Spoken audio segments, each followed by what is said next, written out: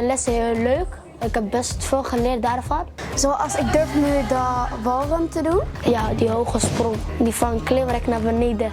Ik durf ook te springen van de muur. Ik kan nu ook hoger springen. Ik heb heel veel salto's geoefend. En we hebben de sprongen ook veel geoefend. Normaal, ik wist niet eens dat ik het kon doen. Ik wist niet eens dat het echt kon. Maar blijkbaar kan ik het nu toch wel. En ook de hele tijd in de lucht vliegen en niet op de grond zijn. Dat is ook heel leuk. Ik vond het heel leuk om met de boekje te werken. Want je hoeft er niet zelf even moves te bedenken. Als je het echt niet meer wist, kun je ook gewoon even in het boekje kijken wat je allemaal kon doen. Er zaten ook veel challenges die ik nog nooit heb gezien. Ja, ik vind het heel leuk als alle kinderen dat krijgen. Zeker, iedereen moet gewoon leren durven. Als je iets niet durft, dan kan je het nooit uitvoeren. Iedereen, je kunt het en niet opgeven.